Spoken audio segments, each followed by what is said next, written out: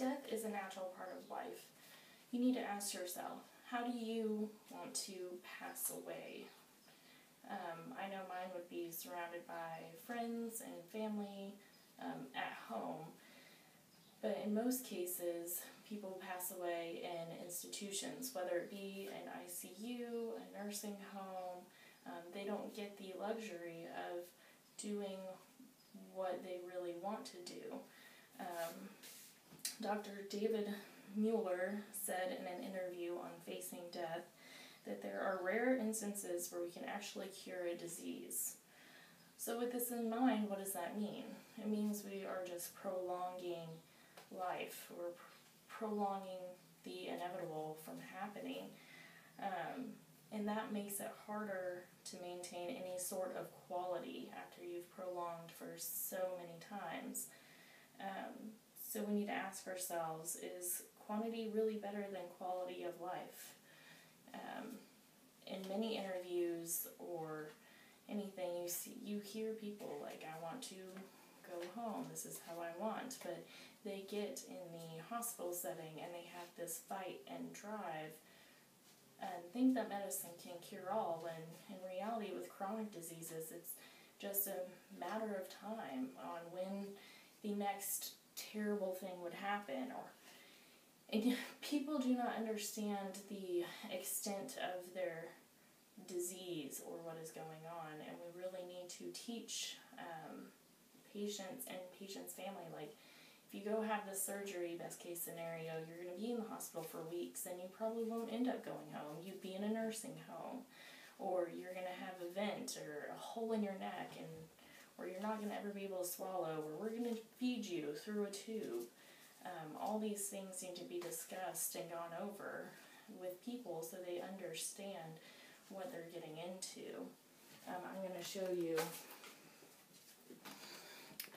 So this is a tracheostomy, and it literally just sticks in your neck. And you actually have to go and suction through the hole. You stick this long thing and go down and suction the secretions out. Do you want something like that to happen? Do you want a trillion IV sticks? You know, they've got the needle. Do you want 8 IV sites? Do you want a PICC line going into your heart? Do you want a central line? Do you want an IV releasing pressure out of your head? I mean, it is endless.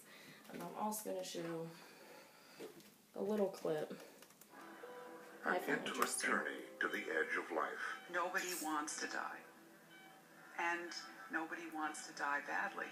Into the heart of modern medicine. There's almost always something else that we can do to put off the inevitable. Where patients, families, and doctors face the hardest decisions.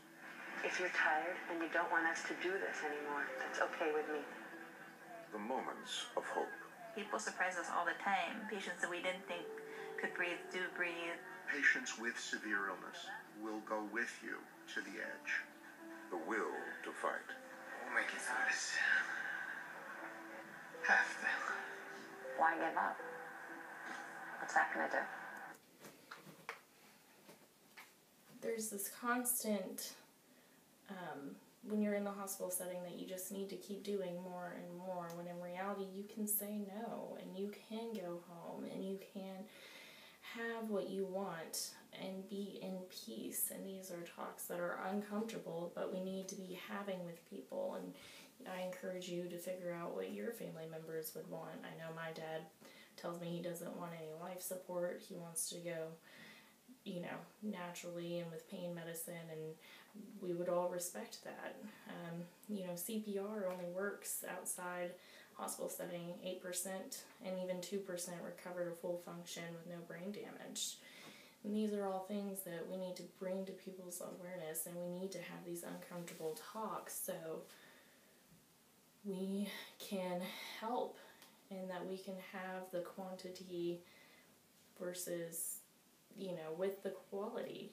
Quality should outweigh the quantity, and we need to have those and be patient advocates.